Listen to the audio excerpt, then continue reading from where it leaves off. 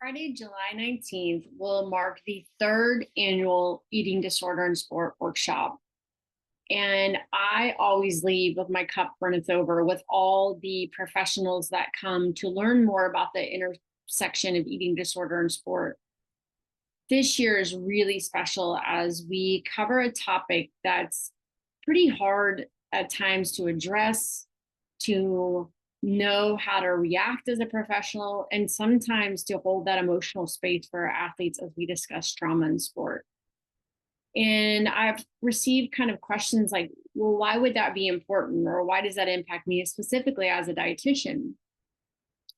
And I think when we start talking about the relationship one might have with food or their body or their movement, we're talking about a whole nervous system response for that athlete that could be centered around sport, right? That trauma could have happened secondary to abuse from a coach. Hence why we are so honored to have Mary Kane join us as she shares her story and just her powerful advocacy for making safe a sport, making sport a safer place.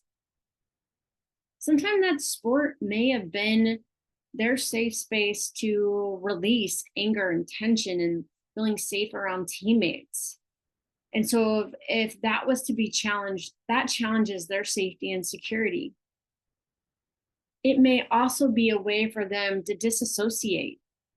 When you can get into a place where you're at a high enough intensity, your brain really can't have rational thoughts. And for some, that's what they want. They want to escape the torment of their thoughts.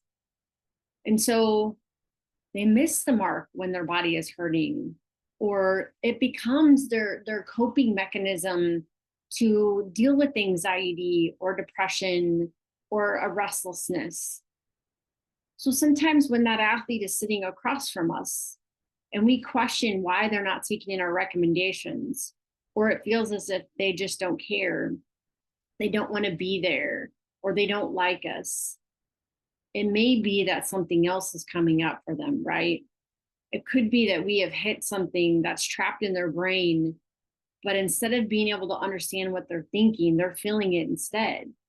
And so I have the honor of presenting with Tammy Beasley, who I just love and adore. And we're going to talk about this intersection with nutrition. And she's going to share her 3 R's of how we make sure that we're helping give space for them to regulate their emotions, how we can regulate our own. Boy, is it really hard when I hear some of these stories. Like today, I heard of an abuse around weight and body. And when an athlete tried to feel safe enough to advocate, ended up getting kicked off a team. That's not right. Sport's supposed to be fun. Sport's supposed to be, coaches fill a place of almost like a parent for some teams. Now, I'm not blaming coaches. I'm blaming some of the cultural norms that have been circled around sport. And these are also things that we're going to tackle. Because we also have Coach Houston from LSU that's going to talk about how he personalizes his approaches with his athletes, including their background, which is such a big piece of it. We're going to talk about how adverse childhood events can impact body image relationship, the increased risk of supplement and drug abuse. We're going to talk about the role of depression and anxiety and trauma work when an athlete is in sport. And is sport going to be supportive for them? Or is sport going to be something that probably needs to change or be put on the back burner? I'm by no means speaking as an expert to this. I am going to be learning just as much as you are, and I'm so excited to be there. But I really want you to consider this if you are a professional working within sport. If you are an athlete, listen to this, and you have incurred even an injury is a trauma. I tore my ACL when I was 15 years old, and I can tell you vivid memories, some bad, some pretty darn cool, including the physical therapist that I bonded over because she also had a knee injury and she went on to play in college. And so it was reassuring for me to hear like people do get through injuries and yeah, this sucks. But let's talk about it as we're working through these things.